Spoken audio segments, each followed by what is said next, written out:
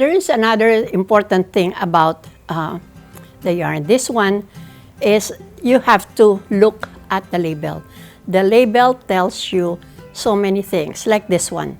This is a bulky yarn. Usually may mga numbers sila. The worsted is 4, size 4. The bulky is size 5. The higher the number, the bulkier, the thicker the yarn. And see, this is what I was telling you about the US size and the size. This, they suggest, actually, these are just suggestions. You can change this depending on the effect that you want on your yarn. But this one suggests that you use a 6.5 or a size 10.5 US. So, iba yung iba yung US. That's good. You are told which the US size and the size.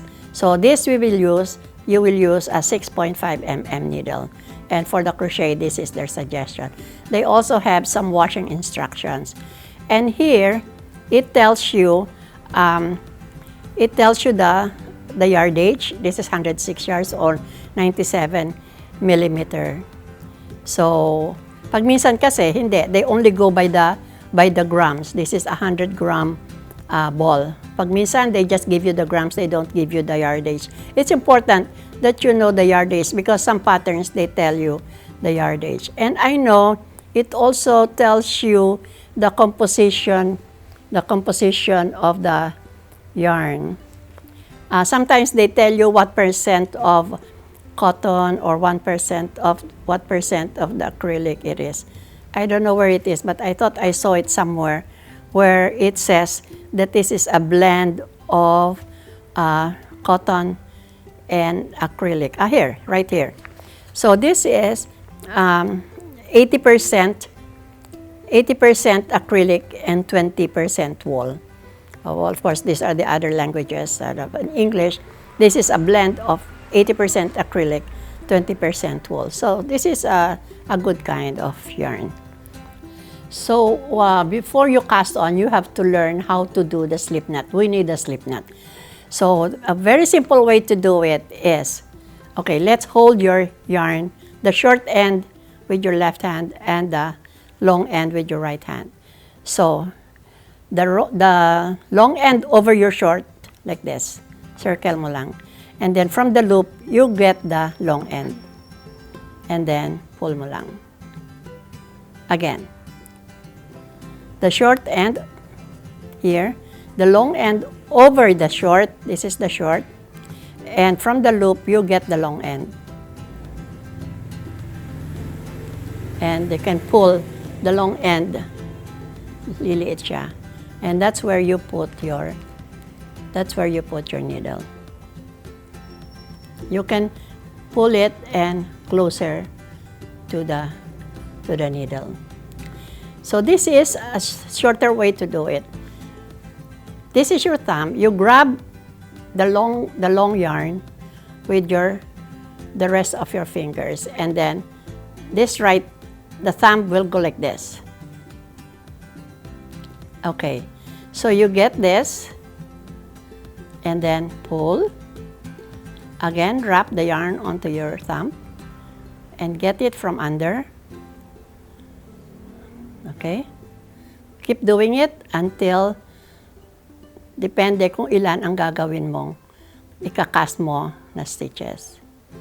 Your cast on stitches should be loose enough to go through the needle back and forth. If it is too tight, you will have a hard time doing the stitches. So it has to be, pero not too loose, but enough for the threads, for the stitches to go like this on your needle. So like that. Continue. Dapat pare-pareho. So see the tension is the same. Dapat straight siya. So this is one method. So it's a very easy one to call the thumb method. And there is also another way. We call it the long tail method. You still start with a slip knot. So but this time we will put the slip knot quite long from the short end. So here, this is the short end, this is the long one. Again, you do that. The long end over the short, and then you can get the long end. And then pull the long end like that. Now, I'll teach you how to do the long tail method. This is the long tail method because you have a long tail to start with. Okay, you hold your knitting needle like you're holding a knife. Because when I say hold your needle like you're holding a pencil, it's going to be like this. We're going to hold a needle like we're holding a knife. And make sure that this short end is more towards you. Okay? So, how do you do that? The long tail method. You grab both yarns with your fingers, the three fingers. And then these two you put inside the loop.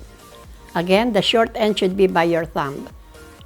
That's why it should be close to you, because it should be close to the thumb. Okay, and then you put it down.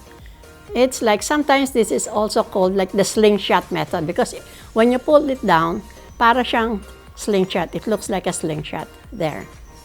So from here, you go under the thread on the top, from outside, under, and then over here, over this one by the point finger, and then release, and then you tighten it with your thumb. Again, under, over. Yung iba ginagawa, tinatanggal, nagaganyan. But if you do that, you will start this position again. Whereas, if you do this, under, over, and then let the thumb tighten it. So you're still in the position, under, over, let the thumb tighten it, under, over. Mas maganda ang long tail kasi mas kita mo yung kanyang, parang may stitch siya dito. This ridge, you see this ridge? So that's how you cast on. You cast on how many stitches you will need for your project.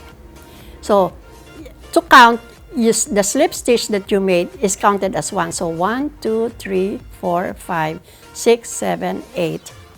Oh, let's do some more. 9, 10, 11,